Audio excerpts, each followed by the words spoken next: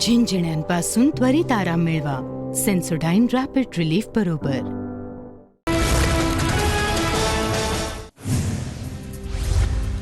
TV9 reporter पोलनुसार Mahayuti मवियात काटेकी टक्कर. महाविकास आघाडीला 136 ते 145 जागा मिळण्याचा अंदाज, तर महायुतीला 129 ते 139 जागा मिळण्याची शक्यता.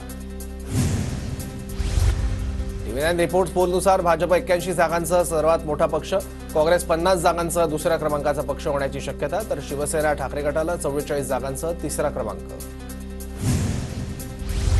TV9 रिपोर्टर पोलनुसार इतरांच्या हाती सत्तेच्या चाव्या. पोलनुसार अपक्ष आणि इतरांचा आकडा 13 ते 23 पर्यंत जाण्याची शक्यता. मार्चच्या एक्झिट पोलनुसार महायुतीला राज्यात 137 ते 157 जागा मिळण्याची शक्यता, तर मवियाला 126 ते 146 जागा मिळण्याचा अंदाज. इतरांच्या 2 ते 8 जागाही येण्याचा दावा. CAI एक्झिट पोलनुसार महायुतीला 99 ते 119 जागा मिळण्याची शक्यता, तर महाविकास आघाडीच्या वाट्याला 90 ते 114 जागा मिळण्याचा पोलचा अंदाज. महाराष्ट्र विधानसभेचा लोकशाही रुद्रचा एक्झिट पोल समोर. महायुतीला 128 ते 146 जागा मिळण्याचा दावा, तर मवियाच्या 125 ते 140 जागा येण्याचा पोलचा दावा.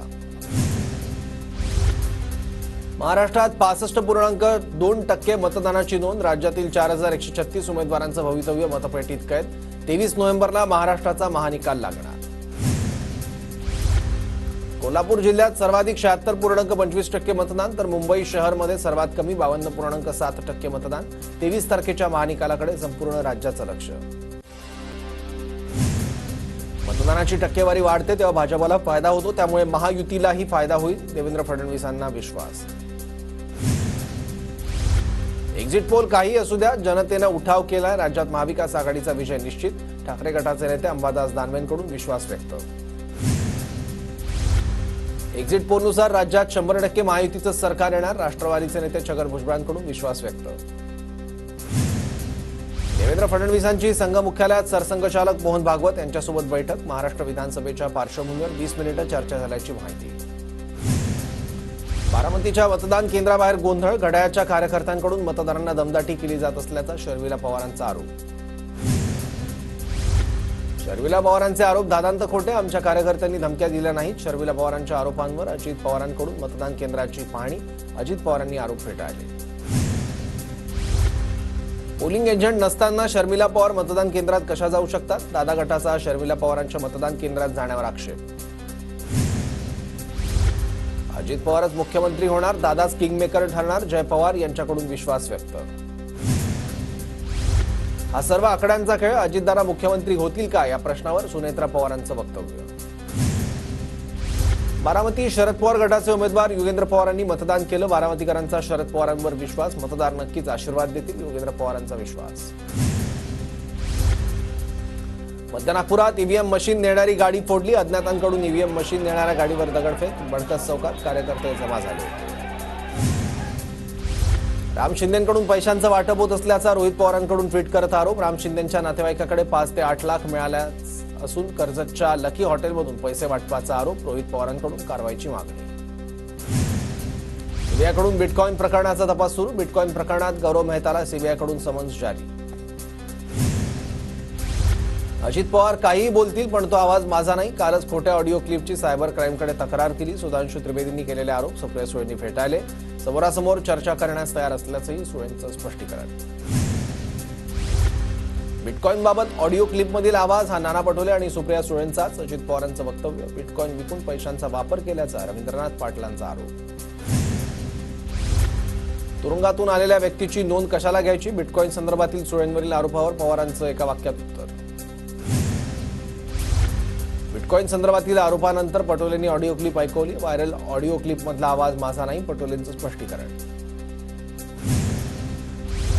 बिटकॉइन संदर्भातील आरोपांची चौकशी होऊन सत्य समोर आलं पाहिजे. बावनकुळेंकडून सुळे आणि पटोलेंवरील आरोपांच्या चौकशीची मागणी. बिटकॉइन संदर्भातील आरोप गंभीर. सखोल चौकशीतून सत्य बाहेर येणं जनतेचा अधिकार. सुळे आणि पटोलेंवरील आरोपानंतर देवेंद्र फडणवीसांची प्रतिक्रिया. थापांवर विश्वास ठेवू नका. सुळे आणि पटोलेंवर झालेल्या बिटकॉइनवरील आरोपानंतर उद्धव ठाकरेंची प्रतिक्रिया.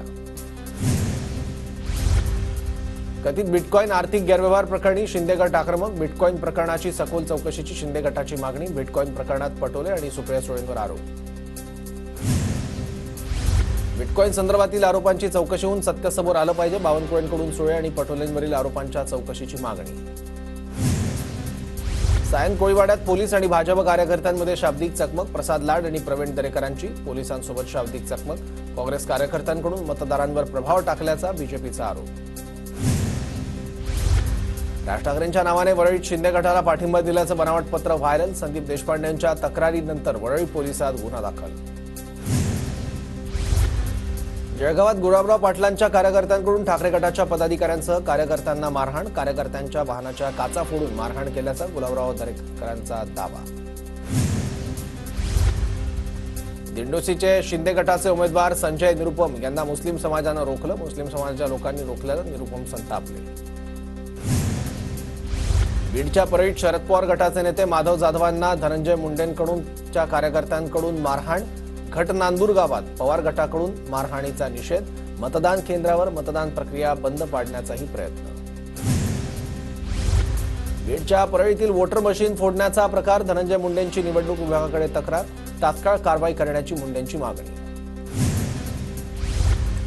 कोल्हापूरच्या कसबा बावड्यात मतदान केंद्रावर वाद. शिंदे आणि ठाकरे गटाच्या कार्यकर्त्यांमध्ये शाब्दिक वाद. शाब्दिक वादाचं पर्यवसन किरकोळ हाणामारीत झाल्याची माहिती. मीरा भाईंदरमध्ये भाजप उमेदवार नरेंद्र मेहता आणि अपक्ष उमेदवार गीता जैन यांचे कार्यकर्ते भेटले. मेहतांकडून वातावरण शांत करण्याचा प्रयत्न. पोलिसांचा कडेकोट बंदोबस्त.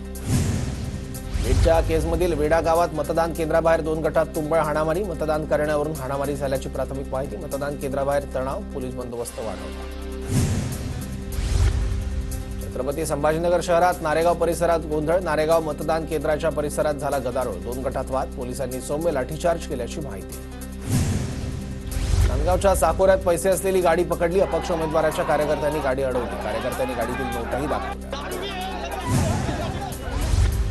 यवतमाळच्या सुकळीमध्ये सरपंचावर प्राणघातक हल्ला. उमरखेडमध्ये मतदान सुरू असताना सरपंचावर प्राणघातक हल्ला. सरपंच शिवाजी रावते हल्ल्यात जखमी. वरखेड पोलिसात तक्रार दाखल. बीडमध्ये अपक्ष उमेदवाराचा मतदान केंद्रावर मृत्यू.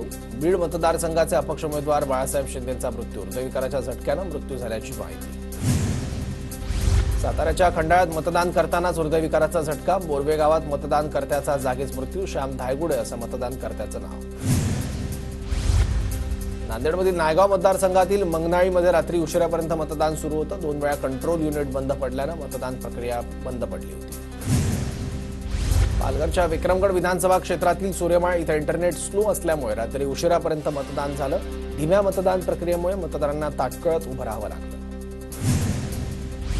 111 वर्षांच्या आजीबाईंनी मतदानाचा हक्क बजावला. आजीबाईंकडून समाजासमोर वेगळा आदर्श.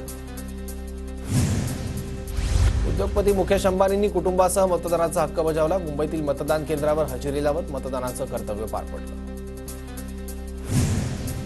माजी भारतीय क्रिकेटर सचिन तेंडुलकरने मतदानाचा हक्क बजावला. मतदान करताना पत्नी अंजली तेंडुलकर आणि मुलगी सारा तेंडुलकरचीही उपस्थिती. बॉलिवूडमधील ज्येष्ठ अभिनेते अनुपम खेर आणि अभिनेता अरबाज खानने मतदान केलं.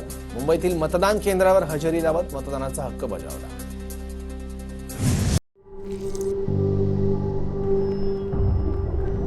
झिंझिण्यांपासून त्वरित आराम मिळवा. सेन्सोडाईन रॅपिड रिलीफ बरोबर.